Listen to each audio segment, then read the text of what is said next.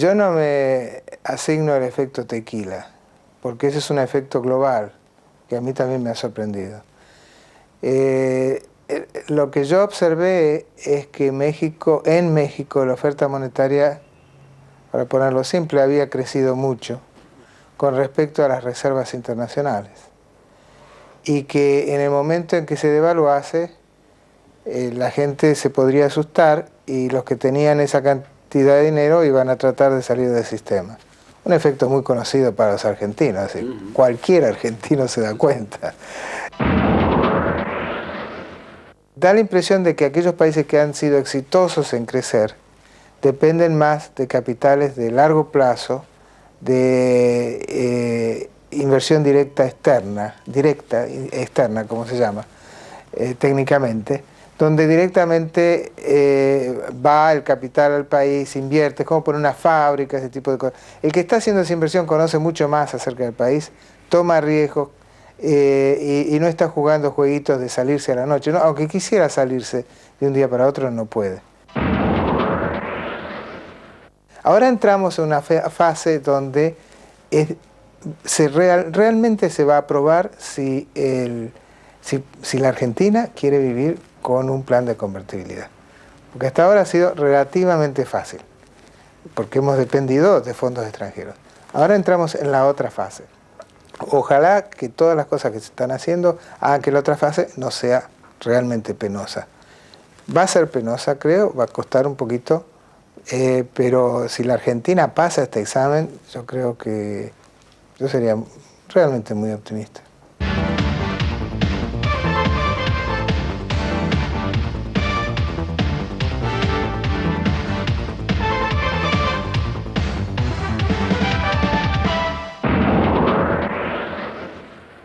La crisis que actualmente afecta a México en el campo económico, político y financiero y que ha tenido graves consecuencias para la mayoría de los países emergentes fue anticipada por un argentino que hace 22 años vive en los Estados Unidos. ¿Quién es?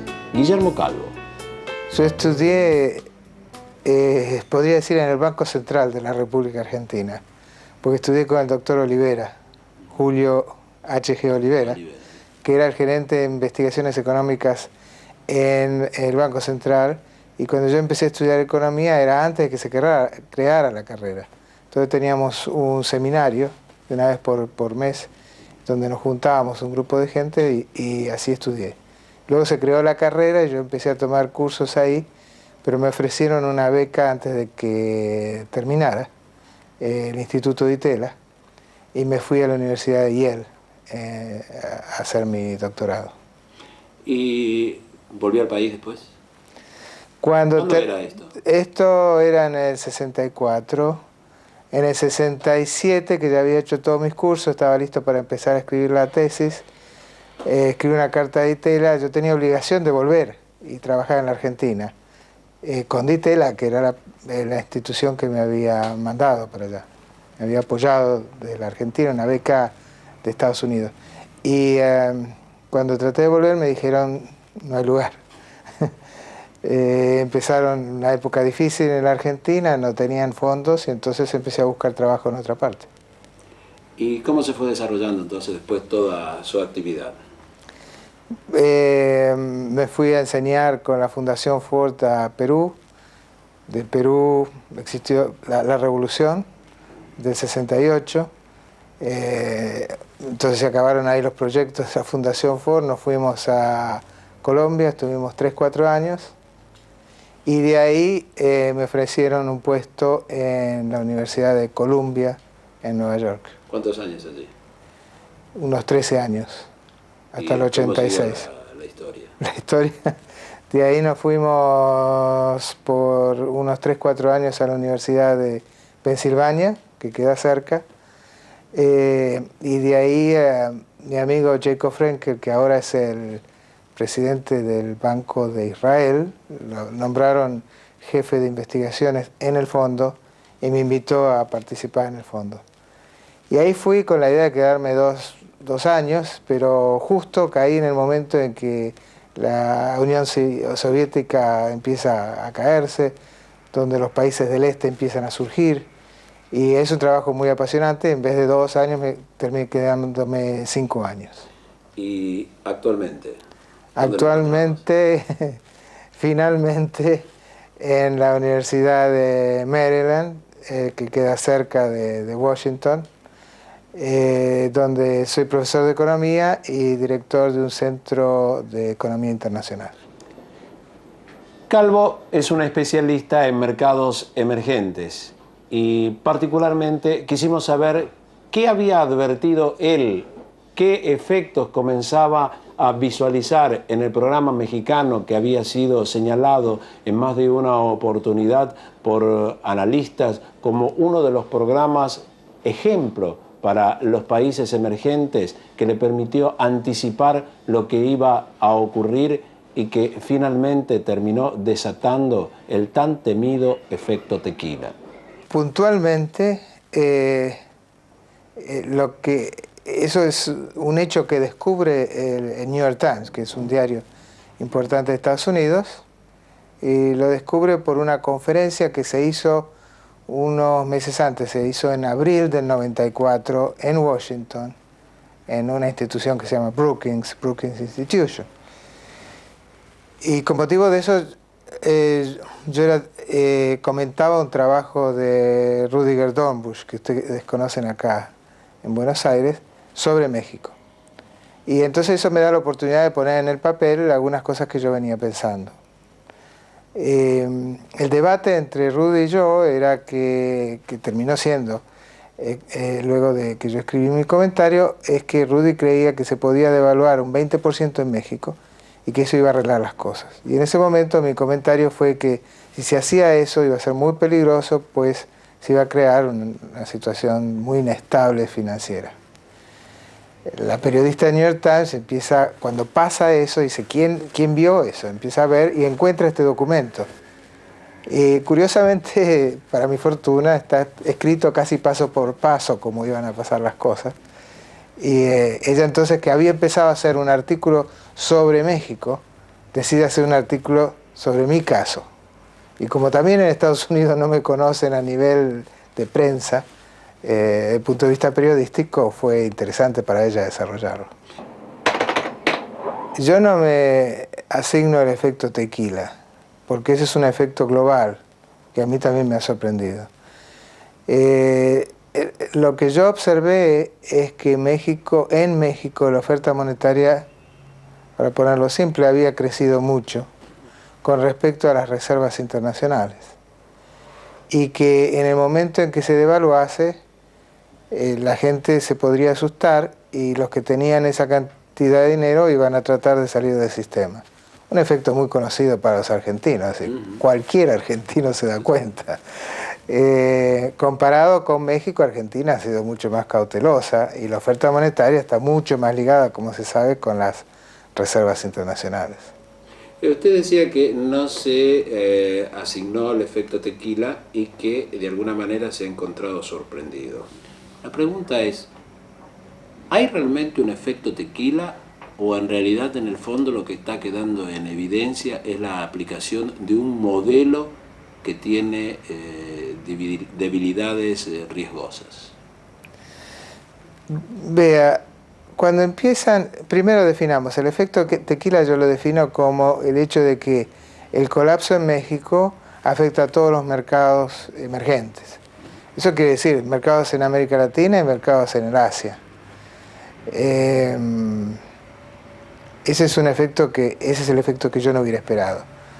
Ahora, creo que tiene mucho que ver por la naturaleza de los fondos, que se generaron a partir de 1990 o 1989. Fue una modalidad nueva. Los países emergentes empiezan a poner bonos. No es que piden prestado a un banco, como se hizo en la crisis anterior, sino empiezan a poner bonos en el mercado europeo, en el mercado americano, denominados en dólares y otras monedas, que son tomados por fondos donde los inversores son fondos de pensión, por ejemplo, gente que quiere poner sus depósitos, sus ahorritos en una forma diversificada. Entonces, resulta que alguien que está ahorrando para su jubilación termina poniendo un poquito de plata en la Argentina, pero él no tiene ni idea que está poniendo plata en la Argentina, no hizo ninguna investigación. Por otro lado, el que pone los fondos normalmente es alguien que no sabe mucho sobre el área, porque él lo que hizo fue pone $100 y lo reparte entre 100 países, entonces pone $1 en cada país. De eso le permite a él cubrirse de los riesgos de cada país en particular. Entonces no le importa demasiado saber qué es lo que está pasando en cada uno de los países. Ahora, si de repente sospecha que todas esas inversiones pueden ser riesgosas, se sale de todas de un golpe. Ese es el efecto tequila. Como no conoce nada de ninguna, si sospecha que el problema es global, se sale de un golpe y lo produce. Entonces es una mezcla interesante de ignorancia con diversificación financiera. El escenario que nos muestra Calvo pone en evidencia las complicaciones que asume un país cuando comienza a desarrollar programas en los que aparecen los denominados capitales golondrinas o capitales de portafolio como uno de los factores importantes en el desarrollo de sus programas de crecimiento. Particularmente, hay algunos comentarios entre académicos y analistas que tal vez es necesario comenzar a tratar de establecer algún tipo de control frente a los riesgos que estos tipos de inversiones están generando. Sí, en mayor medida en América Latina que en el Asia. Y dentro de América Latina, en menor medida, dependen de esos fondos tan volátiles, un país como Chile. Da la impresión de que aquellos países que han sido exitosos en crecer dependen más de capitales de largo plazo, de inversión directa externa, como se llama técnicamente, donde directamente va el capital al país, invierte, es como poner una fábrica, ese tipo de cosas. El que está haciendo esa inversión conoce mucho más acerca del país, toma riesgos y no está jugando jueguitos de salirse a la noche, ¿no? Aunque quisiera salirse de un día para otro, no puede. Eso creo que es la diferencia. Ahora, en el Asia, más y más, últimamente estaban dependiendo de este capital, que técnicamente se llama capital de portafolio. Y estaban empezando a tener los problemas de América Latina. Yo creo que es indudable que vamos a tener que pensar seriamente acerca de controles, pero los controles tienen que ser buenos y sobre eso vamos a tener que pensar seriamente. Pero al mismo tiempo quisiera indicar que el hecho de que no se hayan establecido los controles depende en parte de que se pensó que este fenómeno era diferente al de hace unos 10 años. Si unos 10 años suceden cosas bastante similares, entran los capitales, cuando se quieren ir, producen problemas serios en América Latina. Yo había estado alertando a los países que tuviesen cuidado con eso, pero la respuesta que yo recibía es, mira, la situación es diferente, se han hecho ahora reformas estructurales muy importantes, el que tiene el déficit no es el sector público, sino el sector privado, y en consecuencia no vemos por qué esos fondos van a querer irse.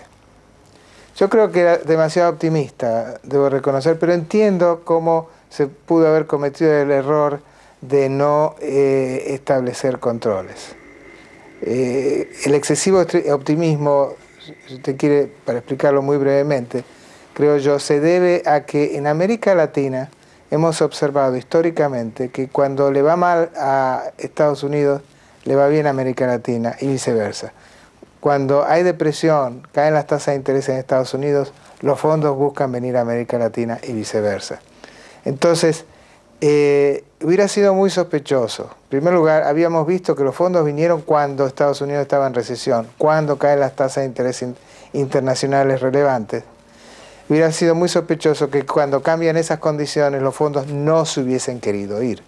Creo que vimos el proceso de reflujo o huida de capitales a partir de 1994. México, lamentablemente, hace que una cosa que pudo haber sido ordenada se transforma en abrupta y hace muy difícil, a través del efecto tequila que hablábamos antes, el ajuste a cada uno de los países. Algunos economistas están comenzando a señalar una característica histérica que aparece en algunos procesos de desarrollo económico, que están siendo influenciados particularmente por la complejidad que se advierte en la actualidad en los mercados financieros.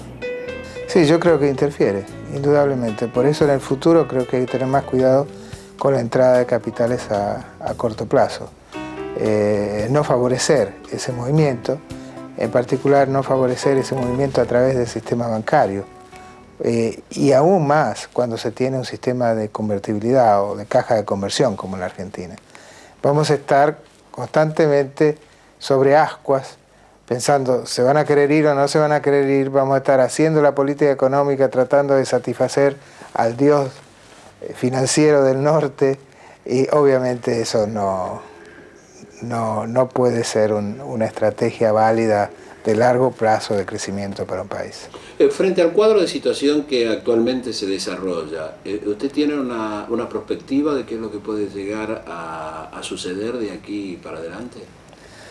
Bueno, estamos viviendo, y espero que hayamos vivido y superado, una crisis bancaria. Esa es una debilidad del plan de cualquier caja de conversión. Fíjese que es interesante comparar lo que pasó ahora con la Argentina con lo que ha pasado con Hong Kong. Hong Kong también sufre el efecto tequila. Hong Kong tiene una caja de conversión como tenemos nosotros. Sin embargo, las tasas de interés suben al 15% por 3 días y luego bajan. Se restablece muy rápidamente la confianza. Podemos elaborar por qué las diferencias si hubiera interés. Pero de todas maneras, una caja de conversión no tiene prestamista de última instancia, como llamamos nosotros. Es decir, más concretamente, el Banco Central no tiene la libertad para ayudar a los bancos cuando hay escasez de liquidez, porque tendría que hacerlo con dólares y no tiene dólares, y no los puede imprimir. Ese es un problema. Creo que, espero que los fondos que están viniendo sean suficientes. Si no hay pánico, yo creo que son suficientes. Esperemos que se puedan generar rápidamente. Hay una serie de interrogantes ahí que yo espero se resuelvan rápidamente. Dado eso, yo creo que podemos pensar que esa crisis ha quedado atrás. Ese aspecto de la crisis. Después hay otra crisis que tiene que ver con el efecto tequila y con el hecho de que los fondos no están viniendo. Y yo creo que todas las cosas que ha hecho el gobierno son muy buenas, va a restablecer la confianza, pero no va a restablecer al mundo a la posición que estaba antes de México. La diferencia es que aquellos que hicieron buena letra, como lo hizo la Argentina, aquellos que han sido afortunados, como el Asia, van a sufrir menos, pero que van a sufrir, van a sufrir. Es decir, los mercados, por ejemplo, de valores del Asia no se han recuperado todavía. No tienen pánico, no tienen crisis profundas y esperemos que no tengan caídas importantes de producto. Pero nosotros acá vamos a sufrir el hecho que se está secando el crédito del exterior y que lo que hemos hecho básicamente en el corto plazo es garantizar que el gobierno nacional obtenga crédito a través de los organismos oficiales y además eso no fue suficiente, que ponga mayores impuestos al sector privado para poder asegurarse que no entre en moratoria. Eso es lo que hemos hecho. Pero lo hemos hecho aumentando los impuestos al sector privado. El sector privado ahora sufre dos efectos. El efecto tequila propio y el efecto tequila heredado del gobierno. Eso no debe ser tomado como una crítica, es como decir, usted se agarró un resfrío y está resfriado. Y lo está solucionando tomando esa medicina. Pero esa medicina requiere que usted esté en la cama. Perdóneme, esta noche no se puede ir a bailar como bailaba toda la noche. Entonces, eso es lo que está pasando, creo, y va a tener efectos. No debemos hacernos ilusiones que el país va a crecer. No creo que va a crecer en 95.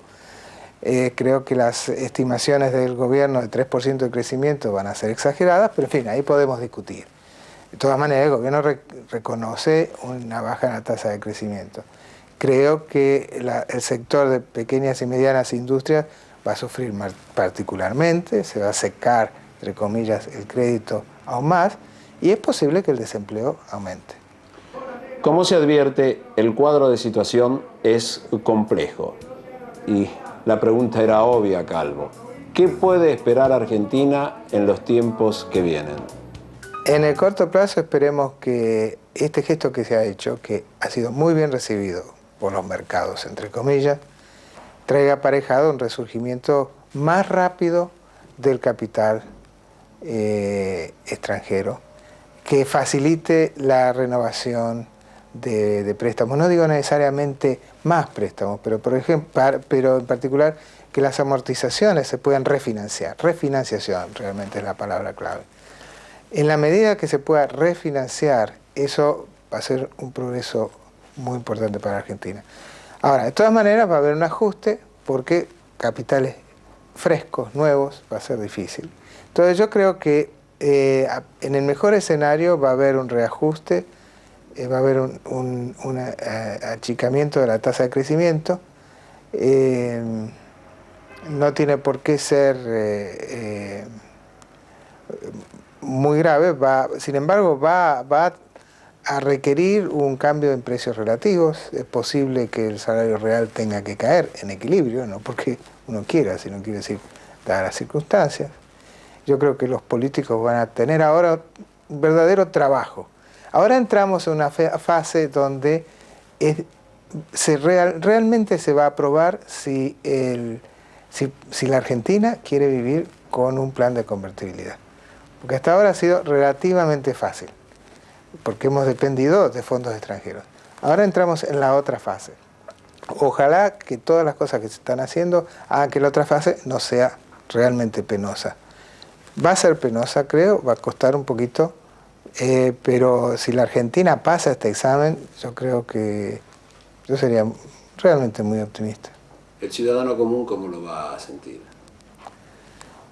Lo va a sentir que conseguir trabajo va a ser difícil. Mucha gente sospecho que si no pierde su trabajo va a tener que estar dispuesto a que su salario caiga. Tiene que darse cuenta que es algo que no se soluciona de dos maneras. Si el salario se resiste a caer, vamos a ver desempleo abierto importante. Y si obtenemos una situación en que el salario la gente acepta, por lo menos temporariamente, esto no es para decir va a caer para siempre. Es un ciclo. Entonces, cuando una economía tiene acceso a la devaluación, ese ciclo posiblemente hubiera estado acompañado por una devaluación. Fíjese, México, el salario real cayó 50%. El nominal no cae. Bueno, la Argentina, y cae tanto además precisamente porque una devaluación es muy penosa, por eso yo no la aconsejo. Pero vamos a tener que hacer cosas que desde el punto de vista de precios relativos, de salario real, sean equivalentes. Entonces, el asalariado creo que va a ser muy importante explicarle que se pasa un momento difícil, que los salarios van a tener que caer, que no es un problema entre él y el jefe, necesariamente, por supuesto tiene que tener cuidado, y en la medida que todos pongan un poco el hombro en esa dimensión, creo que vamos a poder lograr salir de esta crisis con poco costo. Si no, si hay mucha resistencia, vamos a pasar la crisis, pero con mucho desempleo. Entonces los que se queden empleados van a estar relativamente bien, pero va a haber mucha gente insatisfecha y eso va a ser políticamente complicado, creo. Esto ha sido todo por hoy en Edición Abierta. Volvemos a encontrarnos nuevamente con usted dentro de 7 días. Muchas gracias.